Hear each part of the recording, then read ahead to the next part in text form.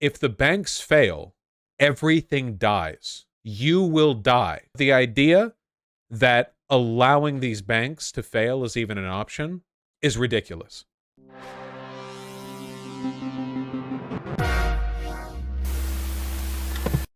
So yeah, guys, over the past couple of days, we've seen, I think, the second and third largest bank failures in American history. It happened pretty much out of nowhere. I mean, at least from our perspective. It was a big drop, you know? Yeah, you see right here. The number one was Washington Mutual in, hey, Seattle. Sorry about that one, guys. For $307 billion. But these two banks combined, inflation adjusted, $386 billion. These two banks combined about $330 billion. It's a large amount of money. It's a significant chunk of wealth. So for those of you who don't know, banks make their money from a variety of sources, but generally speaking, it has to do with interest. They have money, people put money into the bank, lots of money into the bank, and then they're like, okay, we have all this money, but what are we just doing? Sitting on this money? No, we're going to loan that money out to people. The bank that failed in this case, or possibly the banks, plural, were both Silicon Valley investment banks. One focused on startups, two focused on crypto. Wow, so all of them were like insufferable monkey avatar on Twitter banks. Great, phenomenal. Great. So basically what happened was called, it's called a bank run. And a bank run is when a bunch of people who have their money in the bank all at once come together and they're like, hey, please give me my money back. Now, because of the way banks work, if everyone asks for their money all at the same time, the bank does not have that money. A lot of it has been lent out. Therefore, you have a bank crash. Not good. Over the last 3 days, the U.S. government seized the two financial institutions after a bank run on Silicon Valley Bank based in Santa Clara, California. It was the largest bank failure since Washington Mutual went under in 2008. Silicon Valley had already been hit hard by a rough patch for tech companies in recent months, and the Federal Reserve's aggressive plan to increase interest rates to combat inflation compounded its problems. The bank held billions of dollars worth of treasuries and other bonds, which is typical for most banks as they are considered safe investments. However, the value of previously issued bonds has begun to fall because they pay lower interest rates than comparable bonds issued in today's higher interest rate environment. I love econ stuff. Phenomenal. So I've heard rumors that something happened with banks maybe, and they crashed a little, maybe a lot. I've heard it was a pretty big deal. Yeah, it seems pretty complicated. So yeah, that's cool. So the government, normally, when a bank fails, there's a federal guarantee that they will insure a certain amount of money that you have invested in that bank. So this is like Great Depression era rules, okay? It used to be that like everyone had a bank, right? And if you had money in that bank and the bank went under, you just didn't have money anymore. The bank went bankrupt. The money doesn't exist anymore. You're poor now. Congratulations. You have zero money. I think generally they insure up to $250,000. But past that, if a bank goes under, you don't have that insured. And when these banks failed, it was like, ooh, well, a lot of the investments that people have made into them, it's a Silicon Valley, big money, ooh. What's going to happen to the money? And I think the government has stepped in and said that they will cover on their own side of things a higher proportion of the money, but possibly all of it. Government races to reassure U.S. that banking system is safe. Mr. Bidinsky. Bedino, tell me, are we safe? All the millions that I have saved up, is it safe? Today, thanks to the quick action of my administration over the past few days, Americans can have confidence. Thank God. That the banking system is safe. Treasury Secretary Yellen and a team of banking regulators have taken action, immediate action. And here are the highlights. First, all customers who had deposits in these banks can rest assured, rest assured they'll be protected and they'll have access to their money as of today. So I want to talk for a second about a really important thing that lefties need to shut the fuck up about, okay? If you're a lefty, you need to just not talk in this issue, okay? You've probably seen a lot of lefties who get really angry about the 2008 or 2009 bailouts, that Obama signed off on after the financial crash. And you're going to see a lot of lefties complaining here too. Why will the government not let me default on my student loan, but they're willing to bail out the banks? Okay, let me make sure you guys understand this, okay? Let me make sure you guys understand, okay? If the banks fail, everything dies. You will die. We're not just talking about like preferential treatment here. And is there preferential treatment? Yes. Is it fucked up that a bunch of 18-year-olds are getting offered $50,000, $60,000 loans for their college costs, and that going bankrupt doesn't remove those loans? Yes. I'm not saying that the system is not skewed against us, but the idea that allowing these banks to fail is even an option is ridiculous. Okay? It just is. It would not, letting these banks collapse would not like lead to revolutionary action. It would not lead to a fundamental restructuring of capitalism. You know what it would actually do? Allowing the banks to collapse would just end society. I'm not joking. Like, the stability of banks are basically one of the main foundational columns of everything we have. A lack of confidence in the ability for banks to appropriately manage your assets, not sustainable. Not even a little. Now, I will say this. The based and red-pilled things that you can advocate for in times like this is the government should just take these banks over. Should nationalize them, okay? These banks need to exist, and they need to provide a stable, economic, they need to continue to exist as an economic foundation, but they should not be in the hands of the private corporations that fucked us over. The 2008 financial crash was directly caused by subprime mortgage loans being packaged and blah, blah, blah, blah, blah. You've heard it before. It was gambling on the part of the ultra-wealthy. They fucked us all over. Millions of people suffered. They should all be tried. They should be in jail. Those banks, we vor them. We take them. We eat them. They're in our belly now. They're calmly digesting in a pool of stomach acid. That's what we should have done. So just understand that whenever we're talking about the instability of banking institutions, allowing them to collapse into nothing is never going to be allowed to happen, because the government is aware of the fact that if that does happen, everything falls apart, and not in a good way. Not in a revolutionary way, not in a, the system is finally reconciling with its internal agitations, the dialectic is advancing. No, just keep that in mind. They should be nationalized, though. And I do have a particular bias against these banks because I hate crypto and I hate Silicon Valley. Biden, take it away. Look at what Iceland did. Oh, yes, and please do remember that what I'm talking about here, the nationalization of the banks after failure, Iceland did it. In October 2008, Iceland nationalized its three largest banks, Kaupthing Bank, Landsbanki, and Glitnir. I'm sure those are pronounced differently. Had defaulted on $62 billion of foreign debt. 89%, the banks collapsed in foreign investor asset. This went down 50% in 1 week. And then the Iceland just vored them. They just vored them up. Okay, Biden, take it away. Biden? That includes small businesses across the country that bank there and need to make payroll, pay their bills, and stay open for business. No losses will be, and this is an important. Yeah, I actually had the video playing the entire time. Biden was just sleeping at the podium. Important point. No losses will be borne by the taxpayers. Let me repeat that. No losses will be borne by the taxpayers. Instead, the money will come from the fees that banks pay into the Deposit Insurance Fund. Because of the actions that our regulators have already taken, every American should feel confident that their deposits will be there if and when they need them. The Deposit Insurance Fund.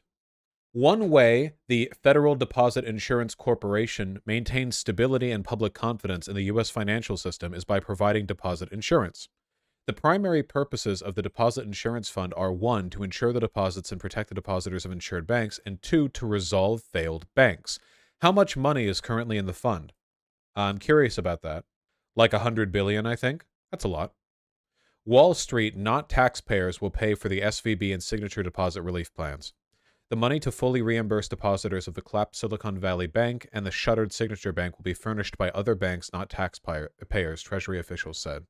The Deposit Insurance Fund, which will cover the deposits, is funded with quarterly fees assessed on financial institutions and interest in government bonds.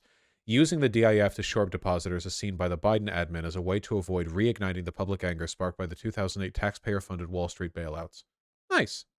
Of course, keep in mind, it always comes down to the taxpayer at the end of the day. The taxpayer is the only entity capable of paying for anything, because that's how this all works. The government prints the currency, but it is ultimately people that pay their taxes. This is not on the way of nationalization, though? No, this is not nationalization. Yeah, like money you make Wall Street pay is money that will come from the taxpayers. Everything comes from the taxpayers. Second, the management of these banks will be fired. If the Based. bank is taken over by FDIC, the people running the bank should not work there anymore. Third, investors in the banks will not be protected. They knowingly took a risk, and when the risk didn't pay. Based. That's good. So, like, the whole point of investment is that you are literally gambling on whether or not the thing you're investing in does well or does poorly. The idea of the government reimbursing you if your investment goes poorly is insane. That is good. Yeah, I'm glad they're not doing that. So if you have money in them, that's fine. But like investing, like, yeah, what the fuck is the point of investing? If things go up, your money goes up. But if things go down, the government pays for you? No. Pay off, investors lose their money. That's how capitalism works. That is actually true, yes. And fourth, there are important questions of how these banks got into the circumstance in the first place. We must get the full accounting of what happened and why those responsible can be held accountable. In my administration, no one is above the law. And finally, we must reduce the risk of this happening again. Look, the bottom line is this. Americans can rest assured that our banking system is safe. Your deposits are safe. Let me also assure you, we will not stop at this. We'll do whatever is needed. Dark Brandon, preparing for a raid on Silicon Valley to take more from them. The Federal Reserve announced it would reassess its supervision of the Silicon Valley Bank. Regulators closed the bank Friday after depositors rushed to withdraw their funds all at once. The only larger bank failure is this, agreed to cover deposits, even those that exceed the federal limit of $250,000. He's just lying. The owners of SVB sold most of their stock a week before the collapse. They already got their payout. Yeah, that doesn't surprise me at all. But still, like, I mean, I certainly prefer this to him, like, covering those investors who were still in. I found the $100 billion number. Is that how much? Over 100 billion? This is just a tweet. I guess it's not publicly known how much money is in the fund. Yeah, a lot of this seems like fairly top-level economic, banking, financial, managerial stuff, of which I have no interest. What I do have interest in is this. Why are some Republicans blaming bank failures on woke policies?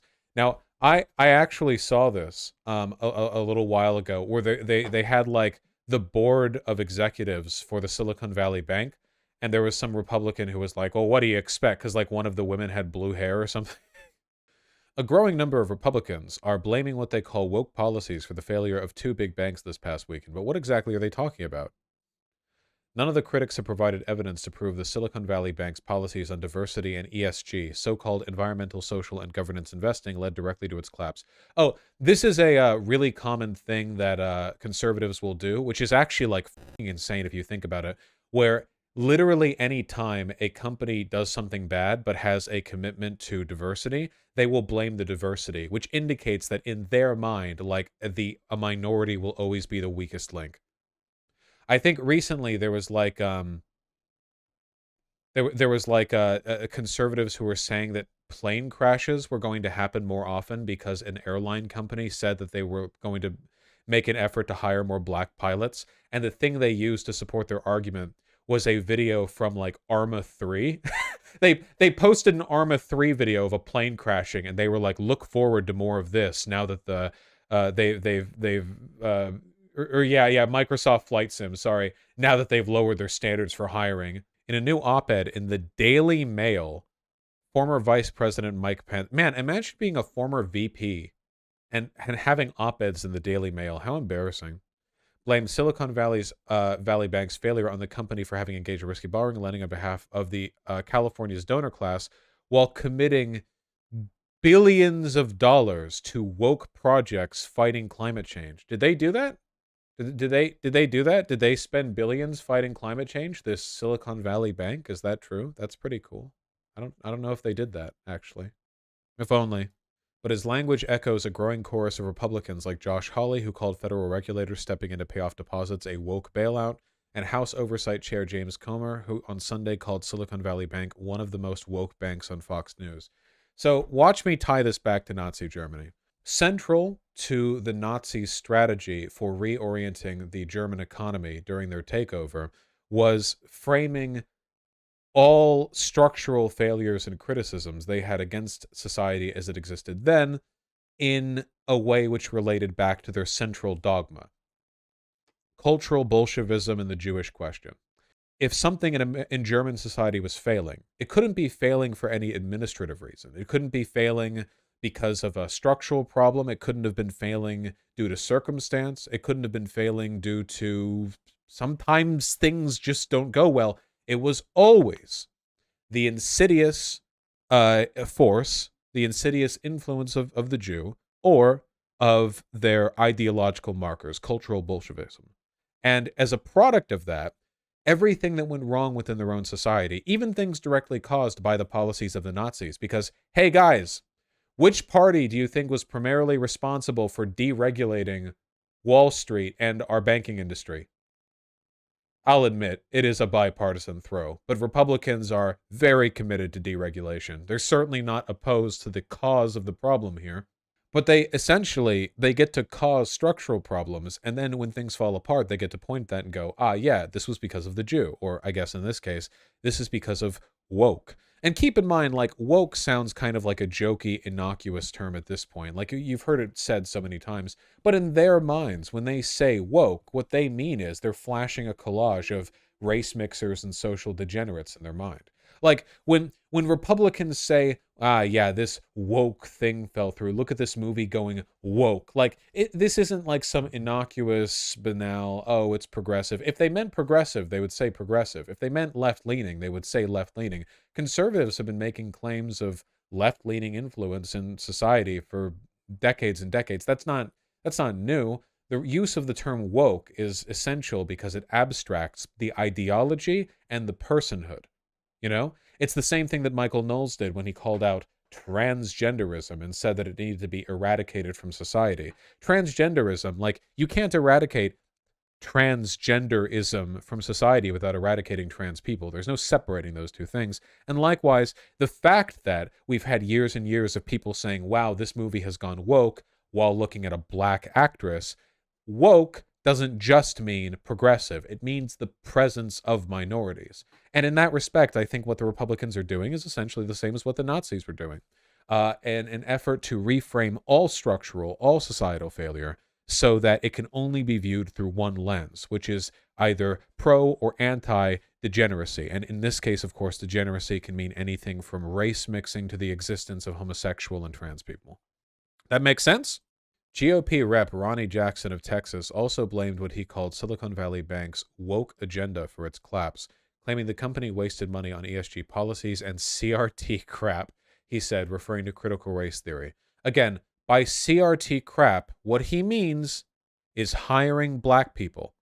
He's talking about hiring black people. That's it.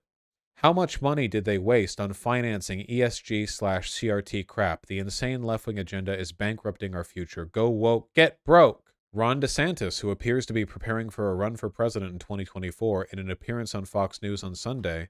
You know what? Let's just hear it from him himself. What we should do is do Oh, 10 minutes. It's a full-on thing. exactly what we did in South Carolina. We passed an Arizona-style E-Verify program that basically has opened because currently pour across the border. And I think this Florida banks and you took on the insurance crisis in Florida last year, tackling what was becoming a Oh, I know that we don't actually listen to DeSantis that much yet, but do pay attention to how, let's be clear here, ugly and uncharismatic he is. Not that being ugly is that much of a, like an impediment when you're a male who's in politics, but, you know, he does come across as kind of, he's physically uncharismatic.